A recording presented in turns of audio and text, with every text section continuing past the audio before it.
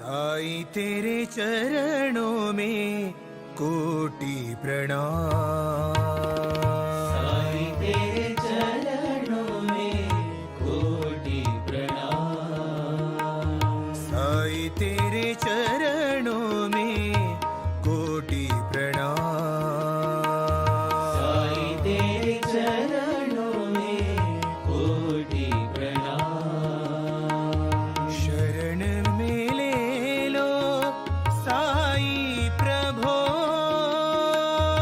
शरण में ले लो साईं प्रभो। शरण में ले लो साईं प्रभो। शरण में ले लो साईं प्रभो। नमस्कार मेरे प्रिय आत्मन और साई वाणी को पूरे विश्व से सुनने वाले मेरे सभी भाई बहन। साई वाणी को प्रारंभ किया और हमने जो टैगलाइन बनाई, साई वाणी प्रारंभ करो जारी रखो, इसी का जो महत्वपूर्ण विषय है साई ध्यान और साई क्रिया। साई ध्यान करना है और साई ध्यान ही सबसे महत्वपूर्ण जीवन है। लेकिन जैसे कोई किसान जब अपनी खेती में कुछ धान बो देता है तो पहले ज़मीन की उसको मशागत करनी पड़ती है, उसकी बहुत अच्छी तरह से वहाँ हल चलाना होता है और उसके बाद वो ज़मीन में पानी देने के बाद उसमें जो पहले तन आता है वो तन को निकाल के फिर से उसमें अच्छा धान बोएगा और उसका ख्याल करेगा, उसको सूरज की किरणें पहुँचेगी, पानी मिलेगा और उसका बहुत अच्छी तरह से जो भी उसका ख्याल करने के बाद ही उसमें अच्छी तरह से रास आएगी, उसको हम कहेंगे धान मिलेगा। उसी प्रकार हमारा ये शरीर, हमारा ये मन हमारा मंदिर है और इस मंदिर को हम नहीं पूजते हैं। मैंने अभी गुरु पूर्णिमा के दिन जो ऐलान किया और उसके बाद हम जब अलग अलग शहरों में जा रहे हैं, उसमें पुणे शहर में पहले 2 मेरे सेमिनार हुए।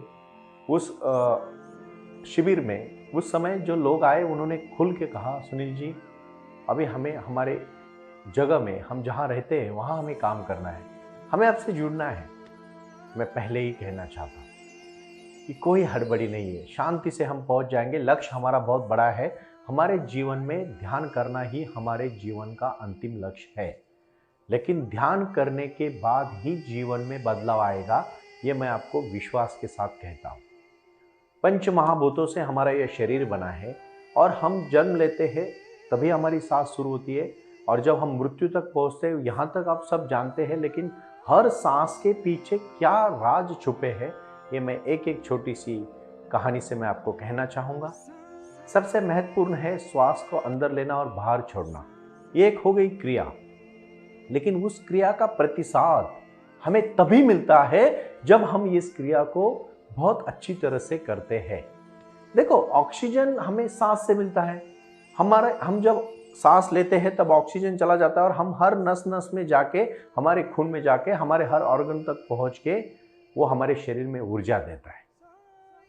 कोई व्हील चेयर पर पे होता है, उसके बाद उसको कभी कभी वेंटिलेटर पर भी रखा जाता है, वेंटिलेटर से ऑक्सीजन दिया जाता है, फिर भी वो आदमी क्यों मर जाता है? ऑक्सीजन तो उधर उसको वहाँ भी मिलता है ना, उसमें प्राण ऊर्जा नहीं होती।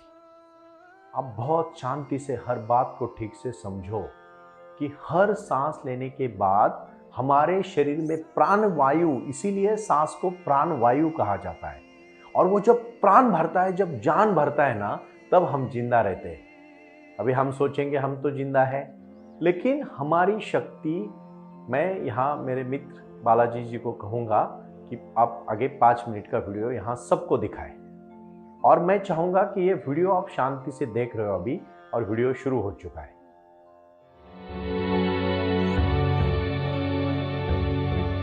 ये वो अवस्था है जब हम पर विश्व शक्ति की बौछार होने लगती है।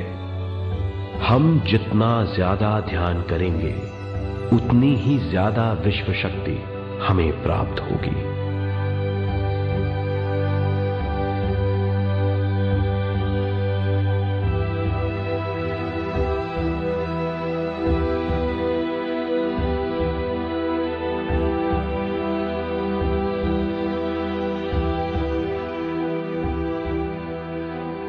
विश्व शक्ति प्राणमय शरीर की शक्ति में प्रवाह करती है। शक्ति से भरा हुआ शरीर प्राणमय कहलाता है।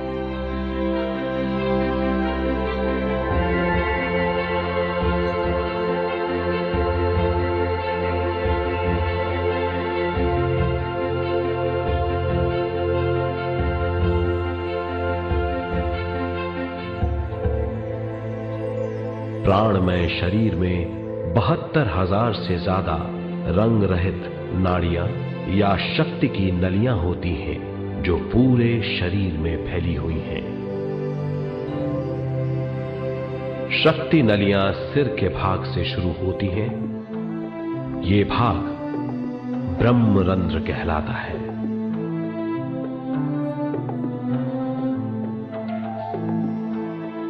ये नलियां सारे शरीर में पेड़ की जड़ों और डालियों की तरह फैली हुई हैं।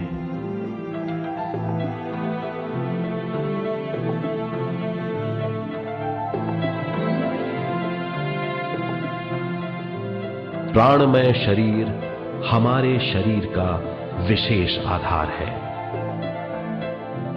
प्राणमय शरीर हमारे कार्य, यहां तक कि हमारे अस्तित्व का स्रोत है।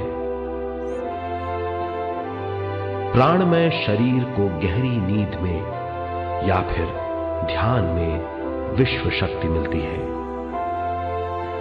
हम इस शक्ति का उपयोग अपनी सारी मानसिक और शारीरिक क्रियाओं में, जैसे देखना, बोलना, सुनना, सोचना और शारीरिक कार्यों में करते हैं। इन्हीं सारे कर्मों का आधार विश्व शक्ति है।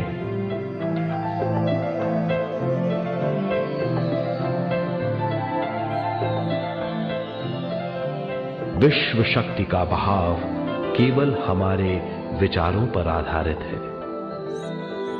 जब हम सोचने लगते हैं तो विश्व शक्ति का बहाव रुक जाता है। मतलब यह है, हमारा सोचना विश्व शक्ति का बांध है। जब विश्व शक्ति का बहाव कम हो जाता है तो शक्ति नलियों में कम शक्ति पहुंचती है। ये कमी हमारे शरीर की शक्ति में रंग रहित सूक्ष्म धब्बे डाल देती है। ये धब्बे धीरे धीरे हमारी शरीर में बीमारी पैदा करते हैं। मतलब ये है कि हमारे प्राणमय शरीर में शक्ति की कमी सारी बीमारियों की जड़ है।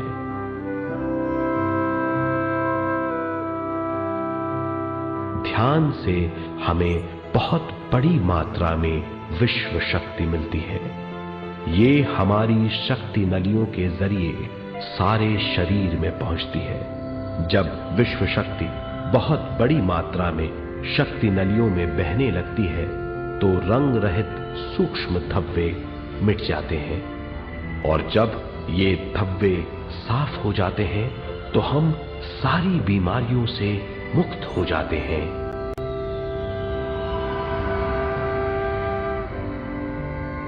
जब ब्रह्मरंध्र में शक्ति बहने लगती है तो हमें सिर में और सारे शरीर में भारीपन लगने लगता है। जब शक्ति हमारे नलियों को साफ करने लगती है तो हमें उस हिस्से में खुजली या दर्द का आभास होता है। कभी कभी हमें भौतिक शरीर के कई हिस्सों में दर्द भी महसूस हो सकता है। इन दर्दों को दूर करने के लिए हमें दवा लेने की जरूरत नहीं है। ज्यादा ध्यान करने से ये दर्द दूर हो जाते हैं।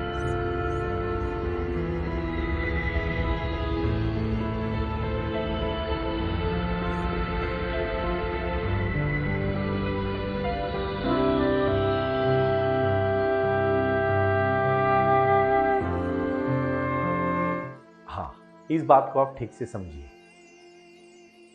कि जब आपने ये वीडियो देखा, जब आप सांस लेते हो, ये शरीर है और उसके पीछे एक सूक्ष्म शरीर है, उसको हम कहते हैं आभा ऑरा। और वो शक्ति बहुत प्रज्वलित शक्ति होती है। आप देखो ना, जब कोई कुछ लोग आपको मिलने आते तो आप कहते हैं वाह कितना अच्छा हुआ आप मुझे मिलने आए, और कुछ लोग आने के बाद आपका मुंह एकदम लटक जाता है, आप खुश नहीं होते हो, आप बोलते हैं यार ये क्यों आ गया, क्या होता है ये क्यों होता है? क्योंकि उसकी आभा, उसकी शक्ति वो हमें बहुत शक्ति देती है, प्रेरणा देती है। आपको पता है आप कितना भी खाओगे ना तो आपका पेट ज्यादा एक्सेस होने के बाद आप डलनेस महसूस करते हो, ज्यादा सोते हो ना फिर भी आप डलनेस महसूस करते हो। सूरज ये अग्निदेव है, और अग्नि जब निकलता है ना, देखो सूरज की तरह से हमें होना चाहिए। जब सूरज उगता है तो हमें उठना चाहिए, जब सूरज बहुत हमारे सर पे पहुंचता है तो हमें दबा के बहुत अच्छी तरह से पेट भर के खाना चाहिए। इसीलिए खाने के बारे में कहा है सुबह का खाना राजा की तरह हो, दोपहर का खाना इंसान की तरह हो, और रात का खाना भिखारी की तरह हो, यानी कम हो। क्यों कहा है ये शास्त्र में? क्योंकि जब सूरज उगता है ना तो उसकी अग्नि निकलती है, और सुबह जब जल्दी खाएंगे, दिन भर एक्सरसाइज करेंगे, काम करेंगे, भागदौड़ करेंगे, अपना अपना रहन-सहन जो भी काम है आपका निजी कर्म करेंगे, तो हमारी ये शक्ति उसको लग जाती है। ये छोटी छोटी चीजें आप बोलोगे बहुत ये आसान है, लेकिन करना आसान है। बात करना, बोलना बहुत ही महत्वपूर्ण है, लेकिन आपको पता है ये करना आसान है, बहुत आसान है, लेकिन लोग करते नहीं है। ये बहुत बड़ी मतलब यहाँ की दुख की बात है, चिंता की बात है। भाई और बहनों, मैं 4 चीजें आज आपको बहुत महत्वपूर्ण कहना चाहता हूं। पहली चीज है सुबह का खाना अच्छी तरह से करो, बहुत अच्छी तरह से अच्छा ब्रेकफास्ट लो। उसके बाद दोपहर का खाना मीडियम लेवल पे ले लो, और शाम का खाना बिल्कुल कम करो, 7 बजे के पहले हो सके तो खाओ, क्योंकि कोई भी खाना हजम होने में अच्छी तरह से 4-5 घंटा लगता है। इमीडिएट आप खाना खाने के बाद सोते हो ना, बहुत गलत है। पहले भी मैं ये बहुत गलतियां करता था, मेरे निजी अनुभव आपसे मैं साझा कर रहा हूं। जब खाने का समय यूज करोगे उसी प्रकार सोने का, ये 4 शक्तियां अगर आप आत्मसात करोगे ना, अपने जीवन में आत्मसात करोगे ना, 100 साल आपको कुछ नहीं होगा। दूसरी चीज है सोना, रिलैक्स होना। 8 घंटे की नींद बहुत जरूरी है। अगर बहुत काम के कारण पॉसिबल नहीं है तो 4 घंटा नहीं, 6 घंटा तो मिनिमम सोना ही चाहिए। फिर आपकी बॉडी, आपके सब सेल्स रिकवर हो जाते हैं। तीसरा और महत्वपूर्ण है अच्छे विचारों को आत्मसात करना, पॉजिटिव थिंकिंग। एक बात कहूं आपको, अगर आपको खाना नहीं मिला ना, 21 दिन तक जिंदा रह सकते हैं। अगर आपको पानी नहीं मिला, कुछ दिन तक जिंदा रह सकते हैं। नींद नहीं मिली, और भी कुछ दिन तक जिंदा रह सकते हैं। लेकिन याद रखना, जब सांस बंद हो जाती है ना, तो कोई चंद मिनटों में आप जिंदा भी नहीं रह सकते। और उसी सांस के प्रति हम सजग भी नहीं है, आती है जाती है, क्योंकि उसका वैल्यू नहीं है। आप उस तरह से अगर सिर्फ प्राणायाम करके भी जिंदगी में आदमी बहुत प्रसन्न रह सकता है। क्योंकि प्राणायाम, अभी आपने वीडियो देखा ना, कि जो नीली शक्ति है, जो नीला आकाश है, वो ब्रह्मांड की शक्ति अपने नस नस में जब आती है ना, तो आदमी ताजगी महसूस करता है, प्रसन्नता महसूस करता है। क्योंकि सबसे पहला है आसन से पहले मैं कहूंगा प्राणायाम, और वो है भस्त्रिका। सिर्फ सांस भरो छोड़ो, सांस भरो छोड़ो कहने वाली बात नहीं है, प्रैक्टिस करने वाली बात है। दूसरी है कपालभाति। ये बताने की जरूरत नहीं, नाम डालोगे गूगल पे सब मिलेगा, मैं भी कह रहा हूं, तो करो इसको, आज से प्रारंभ करो और जारी रखो। बहुत महत्वपूर्ण बोला आपने, क्योंकि आप बात को समझ रहे हो अभी अच्छी तरह से। तीसरा है सबसे इंपॉर्टेंट, अनुलोम विलोम, क्योंकि उसको हम नाड़ी शोधन प्राणायाम भी कहते हैं। नाड़ी का मतलब ये नस नहीं, नाड़ी का मतलब है अपने अंदर की ऊर्जा के केंद्र। मूलाधार चक्र से सहस्राधार चक्र तक की जो ऊर्जा फैली जाती है ना, देखना जिंदगी भर नहीं, लाइफ टाइम हल्का महसूस करोगे। मन में इतना भी दड़पन लेते हैं ना लोग, तो शरीर भी साथ नहीं देता, और फिर लोग थक जाते हैं। बोलते हैं ना कि बहुत कम उम्र में ये बूढ़ा हो गया, बूढ़ा दिख रहा है, बाल झड़ रहे हैं, चेहरे पे एकदम उम्मीद नहीं है, बिल्कुल निराशाजनक जीवन जी रहा है। क्यों? क्योंकि प्राण शक्ति नहीं मिल रही है। जब प्राण में शक्ति डालोगे ना, लक्ष्य तक भी पहुंच जाओगे। अकेला प्राणायाम करने से जिंदगी बदल सकती है, पूरी जिंदगी बदलने का काम साई ध्यान कर रहा है। तीसरा और महत्वपूर्ण है, आपको करना है ओंकार का उच्चार 11 बार। ओम, ये ब्रह्मांड की शक्ति से जोड़ लेता है। ये शक्ति इतनी आसान शक्ति नहीं है। कोई भी जीवन में समस्या को दूर करने की शक्ति है ब्रह्मांड की शक्ति, और वो है ओम में। ओम एक शब्द बहुत बड़ा शब्द है। चौथा और बहुत महत्वपूर्ण विषय है, सिर्फ और सिर्फ आपको एक एक्सरसाइज करनी है। कौन सी? कि सबसे पहले अभी ओंकार का उच्चार हो गया, दूसरा करना है प्रणव, मतलब शांत आंख बंद करके गले में सिर्फ ओम का उच्चार करना है, आवाज नहीं आना है, और गहरी सांस लेना है और छोड़ना है, लेना है और छोड़ना है।